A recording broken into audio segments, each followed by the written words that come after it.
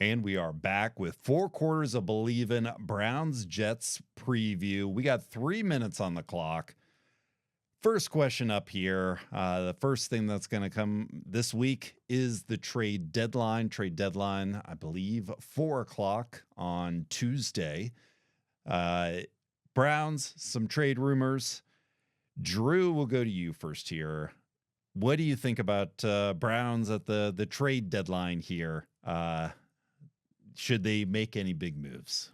Yeah, I mean, you got to keep in mind they've already made two pretty big trades. They've traded away their opening day quarterback, and they've traded away their former first round pick in cornerback Greg Newsome. So like they've already made some of these moves, and so like to borrow a Chris Jericho, I'm not sure else who's going to make the list here.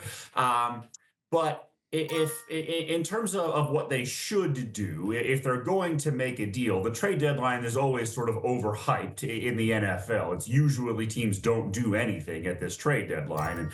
But what we're hearing is that if the Browns are going to make a move, they would be buyers. Now, I'm inclined to believe that's GM speak for we're not going to do anything. But if they were to do anything, I think they might look to a wide receiver. Garrett Wilson is an easy name to think of because they're playing the Jets, but he just signed a $130 million contract extension. I don't think they're going to get him. So the player that I think is available right now is Jacoby Myers. He's 28 years old for the Las Vegas Raiders, playing in the final year of his deal. I don't know that it makes a whole lot of sense to go get somebody like that, but if they want another weapon to get a read on some of the young quarterbacks, that's the guy I'd get. Drew, usually pretty good memories of Andre Hunter to start the trade rumors. I was here. on that one. Eric, who you got? Yeah, I mean, they need to improve this roster as many ways as possible. We saw how depleted this talentless team is. Well, might be a bit harsh, but they don't have a lot of talent. Yeah, I mean, you could see the Dolphins are starting to have a fire sale, and there are other teams in the league that are in the same boat: the Jets, Saints, Raiders, and Titans. Andrew Berry has had many flaws with his personnel, but he's had some success with trades at the deadline. Now, trading away Amari Cooper and Zadarius Smith for a third and a fifth round pick is good, but that's getting the picks, not the players. I prefer a player, but I could see them building more for the future, which is kind of the route they've been doing already. Yeah, Garrett Wilson or Chris Olave would be great, but I don't know how much of a great environment this would be as opposed to a New Jersey or a New Orleans. And also, I don't know if we should be willing to give up our early round assets with as many holes as we have with this roster. Preferably, I would like to see a John Dorsey-esque trade where they got Wyatt Teller from the Bills a few years ago, as they're going to have 4 of their 5 offensive starters on the O-line likely departing at the end of this year, and the 5th being consistently hurt. So, yeah, I mean, I'd like to think they'll have a moderate, slight improvement for a trade, but I could likely see them standing pat. Chris Jericho, maybe he's going to make it into the Hall of Fame. Drew knows how to do it. Let's go to the second quarter here. So, yeah, we're playing the Jets. Breece Hall, trade rumors. Garrett Wilson, you guys are talking Garrett Wilson. But we will see Justin Fields as the quarterback. Eric, let's go back to you. What do you predict in this game here? I mean, yeah, you saw what the Bengals did, or the Jets did to the Bengals last game. The Bengals defense is a sieve. They were down 15 points at the end of the third quarter and were able to put up 3 touchdowns late in the fourth quarter. I like to think that the Bengals kind of took them lightly. I don't think the Jets are nearly that good. And frankly, the Browns don't really have any room to take anybody lately because they don't have a talent advantage against most teams in the NFL. 2 things that they have going for them: they are able to get to the opposing quarterback. We saw that in New England, and they can limit running attacks. Both those things the Jets exploited in their win last game against the Bengals. The Browns are underdogs to a 1-7 team. They are underdogs to a 1-7 team. Just had to say it one more time. I understand it's on the road, but that should incite the locker room. If nothing else, I understand they're not supposed to have a great record. Take some pride in the team. Take some pride in yourself, and see that, hey, you are underdogs to the New Jersey Jets in New Jersey. Nice. So, yep. Very nice there. Drew, who you got here? Yeah, so the first thing I thought of is the video with the two trash cans in the monsoon sort of racing down the street here. That's Browns Jets. That's a 2-6 team against a 1-7 team. The Jets are 1.5 point favorites at home. I suppose that means something to somebody. This is a pick'em game as far as I'm concerned. The fact that they're both coming off the bye week, I think, is somewhat interesting. You don't get that a lot in the NFL. I guess the schedule makers really thought these two teams needed to really bear down and prep for one another. If you look back at some of the Jets games, they should have beaten the vastly overrated Pittsburgh Steelers week 1. They needed like 7 turnovers to lose that game.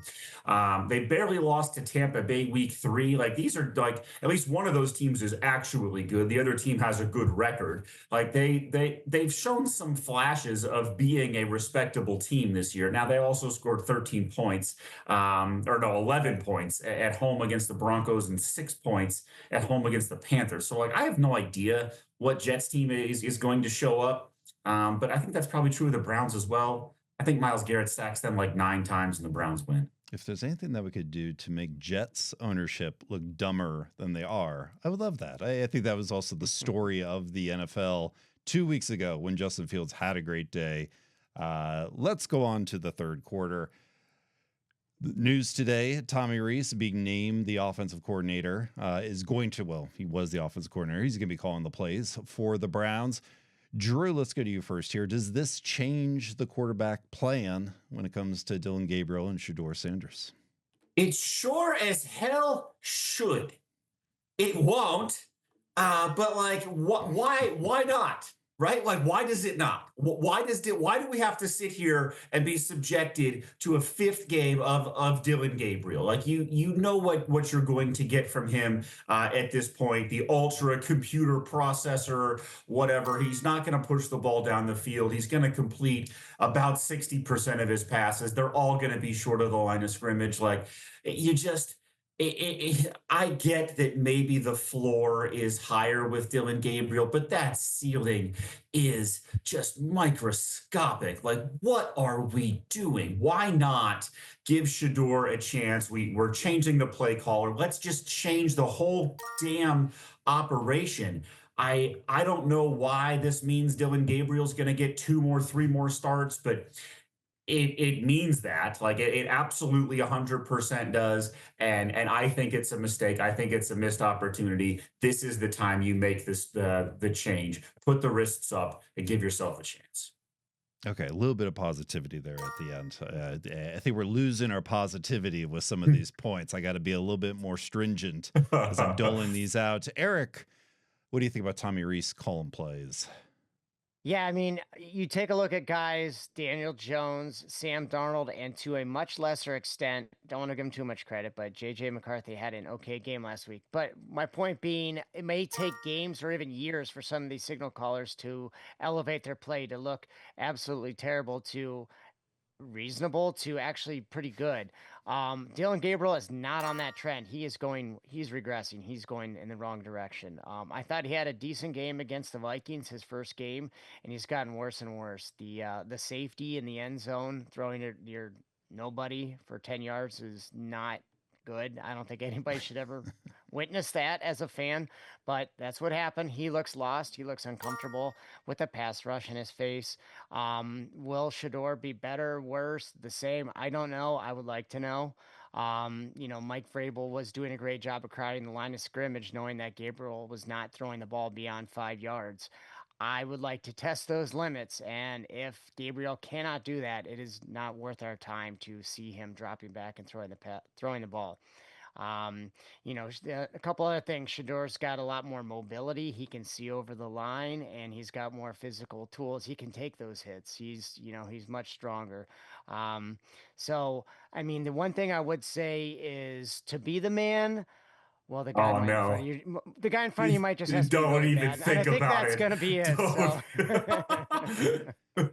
And I think that's the situation here. So I think it's time for Shedeur. You are not rewarding him. He's compared Dillon Gabriel to Ric Flair. It's tied at 40. Here we go. We're going into the fourth quarter. Get half of that point. All right. Believe or bail? This is the question all season long. Drew, we'll give you the honors here. Are the Browns going to score more than 20 points? Here we go. Bail, dude. It's Dillon Gabriel. I'm sorry. He's not Ric Flair. He's not the man. He's not Arn Anderson. He's not anybody. He's not any of those four horsemen.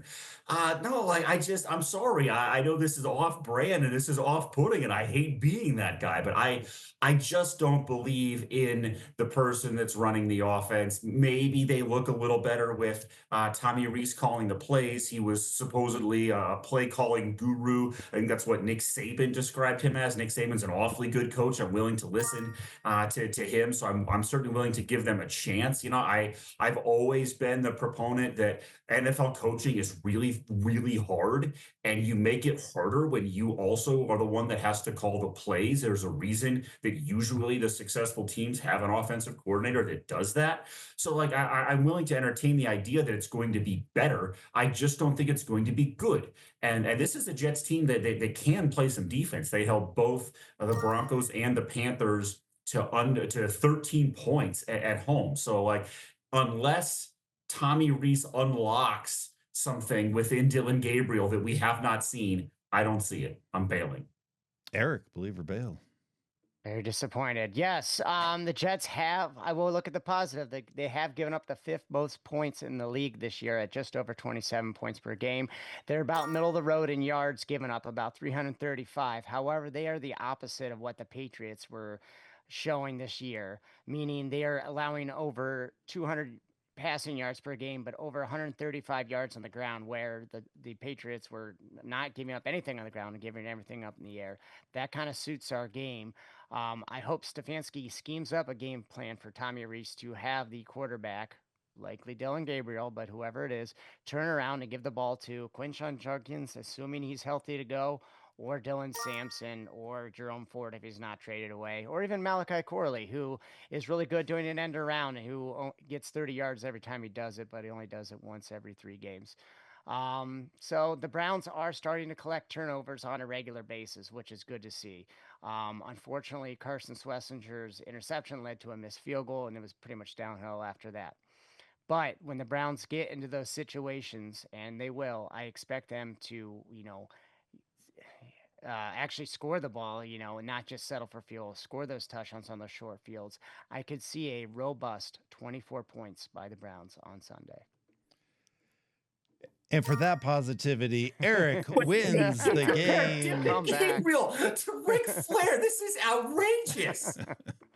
Eric, we got the final score here, 57-53. That's what we're going to see this Sunday. Eric, what's your Monday morning headline? It's a little late, but we're going to go trick or treat, and I'll say Reese's Pieces on offense are a sweet treat for the Cleveland Browns. That's pretty good. That's not bad. That's better than my headline was. That's not bad. Go Browns. Let's get a win, please.